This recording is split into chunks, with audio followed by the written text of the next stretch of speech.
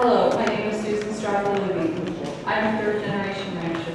We raise Black Angus cattle on a ranch where the pipeline is proposed to go on our land 13 miles southwest of this gym. We have refused to sign.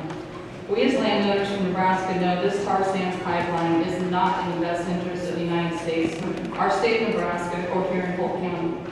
I ask you, Madam Secretary of State Hillary Clinton, to deny this pipeline permit. We are an agricultural state. We feed the world, and without clean water, our way of life as we know it will cease to exist. Our land will be worthless when any leak occurs. It makes me shudder to think the chemicals mixed with this heavy sand crude would be flowing into our property, our water, and destroy our way of life here in the sand hills. This is a land where many generations tough it out. The children are worried about their future here in Nebraska as they see us adults fight tooth and nail against this foreign corporation that continues to buy out people's love and trust. There is no economic stimulus or job security in the world worth risking the greatest natural resource in Nebraska. TC infatuates the truth, saying this is a good deal.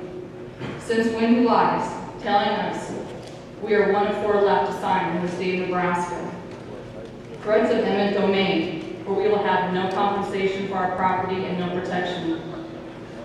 Brainwashing that this is the best pipeline they'll ever build. Forging of an easement contract. Showing us a copy of our neighbor's check. Scaring cattle through fences with their helicopters. Badgering rest home landowner residents with eminent domain and no protection for their ground constitutes a good deal for every man, woman, and child from Canada to Texas.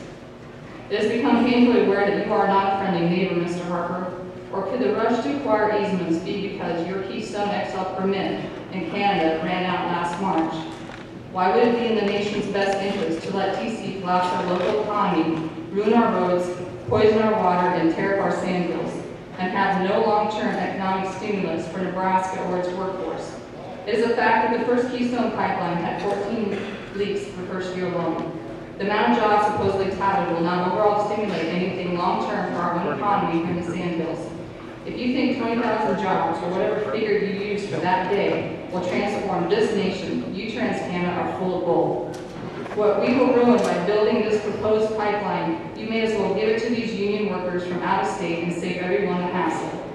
All that money you have given to charity, ads, and media, busing union workers around, could have been used just a little wiser, like to reroute the pipeline.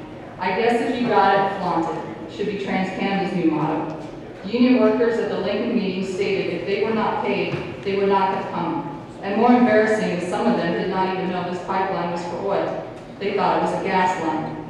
Your lack of PR is astonishing. If you want to stimulate jobs, come to our ranches. You can breathe clean air, drink clean water, and eat the best beef in the world, all thanks to what is floating below us. Your jobs will not be temporary like this pipeline is. There are generations of farmers and ranchers just like ours in need of extra hired help. We don't go tromping on our neighbor's ground trespassing because we have billions in our pockets. To the employees of TC, when you knock on heaven's door, do you really think God will say, "Job well done"? I'm pretty sure there's a spot reserved for people like you that treat other humans as bad as you have. If you can write up your comments. Thank you. In closing, I would like to say a huge thank you to Bill McAllister and his staff, to the State Department officials, and finally thanks to all you citizens for supporting the landowners of Nebraska. Have a safe trip home. Thank you.